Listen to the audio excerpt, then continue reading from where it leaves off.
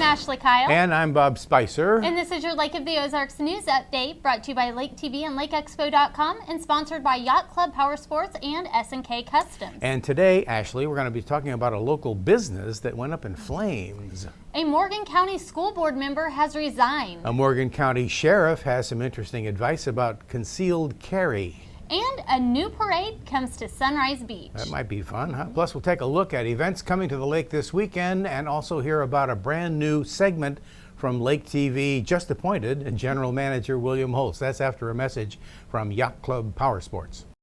Yacht Club Powersports has expanded to ensure you have fun on both land and water, on the trails and on the road with Can-Am, Kawasaki, Victory Motorcycles, Arctic Cat, and Polaris, which introduces the 2015 Slingshot. On the water as the world's #1 Sea-Doo dealer, and are proud to introduce the Supra and Moomba boat lines to the YC Powersports family. Look for our new showroom this summer off Formula Way in Osage Beach, and you can find us off Highway 63 in Columbia. Yacht Club Powersports, where the fun begins and never ends. Lake area, William Holtz here at Lake TV to introduce to you a brand new segment for 2016. It's called a Lake Extra. What's a Lake Extra, you ask? It's a segment. We'll bring out some interesting people around the lake. We'll let you know on some updates that are happening and even breaking news stories. Seeing our news is only once a week. We'll be on the scene more than ever in 2016. And if you want to meet this strapping young man right here, Paul Hooper, he's the brand new executive director for the Lake West Chamber. Don't miss our second edition of Lake Extra. You want to see that? Go like our Facebook page, the Lake of the Ozarks television station on Facebook. We'll post that link. You can see it on YouTube, and you can also see it on the Lake West Chamber's Facebook page and website. And so go like both of those pages if you haven't already. Paul, it's going to be an outstanding year. Great. Absolutely. I look forward to it. All right, guys. Ashley, Bob, back to you guys. Don't miss it, folks. We'll catch you later. On the coldest day of the year, a local business caught fire and was completely destroyed. On Sunday, January 17th, Hedges Scott Funeral Home in Camdenton went up in flames. 10 fire districts from across mid-Missouri responded to the scene, and it took them 3 hours to get the fire completely under control. Crews fought the extreme cold as well, and Mid-County Fire Chief Scott Franson said ice even damaged some of their equipment. A funeral director confirmed there were no human remains inside the building when it caught fire. No one was inside when the fire began, but a funeral home employee was able to get inside and save the hard drive containing all of their records. Hedges Scott plans to rebuild at that location. Missouri State Highway Patrol Trooper Anthony Piercy submitted his resignation from the Morgan County School Board last week. Piercy's charged with involuntary manslaughter of Brandon Ellingson, who drowned while handcuffed in Piercy's custody in 2014. Piercy was elected to the school board last April.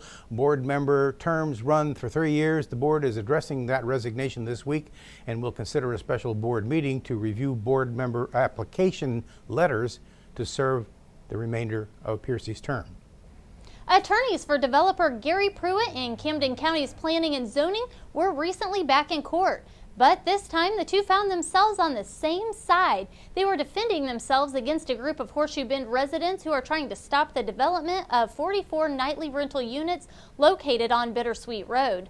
The case went to court at the end of 2015, and after hearing their arguments, a Cole County judge ordered that Pruitt must stop construction until a trial could happen.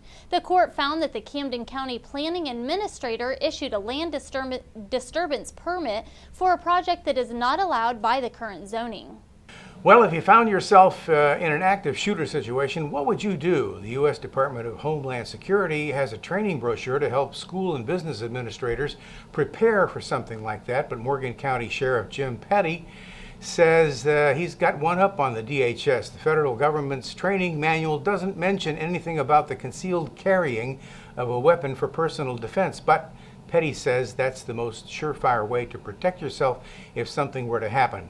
Petty said the DHS Petty and the DHS both agree that the most active shooter situations have ended by the time law enforcement arrives on the scene. So check out the article at LakeExpo.com for more advice from Sheriff Petty and the DHS. Zane Curtis Wood was arrested for statutory rape last April and has been in jail since then. He pleaded guilty earlier this month to felony of statutory rape. He entered his plea without an agreement, which means the state can recommend any legally allowable punishment to the judge. Sentencing is scheduled for March 10th. Miller County Prosecuting Attorney Ben Winfrey thanked the Lake Ozark Police Department for its hard work in resolving the case.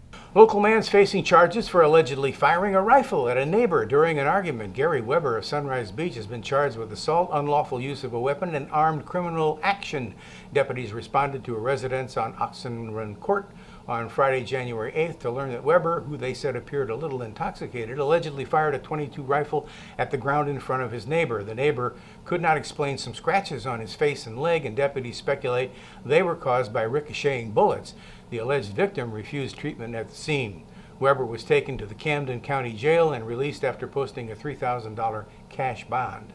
The Village of Sunrise Beach will host a parade to celebrate veterans this fall. The Village Board of Trustees recently approved a request by Tom Honecker of the American Legion Zach Wheat Post number 624 to schedule a parade in September. The parade will include a flyover and memorial at the post. It will travel from the Laurie Terrace Mall to the post on Zach Wheat Drive. Sunrise Beach attorney Greg Williams advised Honecker that he still needs to get approval from the Missouri Department of Transportation.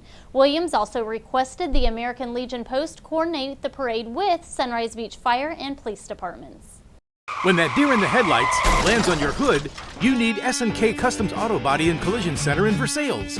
SNK handles everything from dings to fender benders to major collisions to custom work. SNK handles all insurance claims, and our work is backed up with a lifetime guarantee. Got deductible? We pay up to $500 of your deductible. See Steve or Karen for details.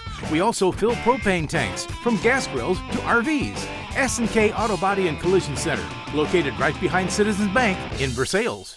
Contractors who want to work for Lake Ozark now have to show proof of liability and workers' comp insurance. The Lake Ozark Board of Aldermen unanimously changed the city code to require that licensed contractors carry at least $300,000 in general liability insurance and show a certificate of insurance for workman's comp.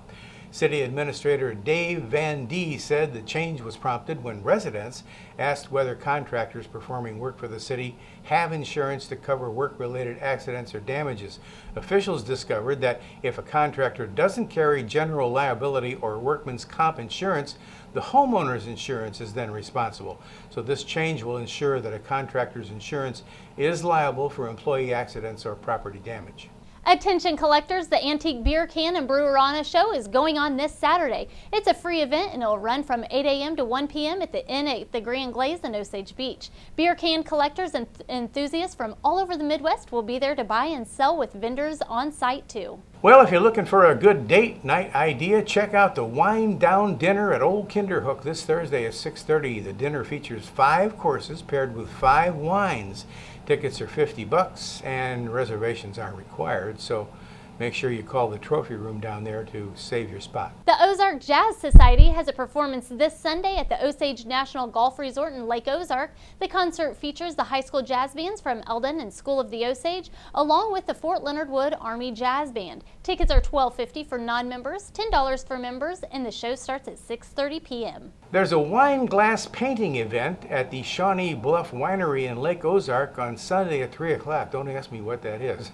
Tickets are $20, and that includes paint and a wine glass. Okay. Space is limited, so be sure to buy your tickets ahead of time and maybe take a paintbrush with you. This has been your Lake of the Ozarks news update. Thanks for watching us on Como Connect Channel 90. Watch us anytime on MyLakeTV.com. Don't forget us on Facebook. And once again, congratulations to our general manager now, William Holtz. We'll see you next time.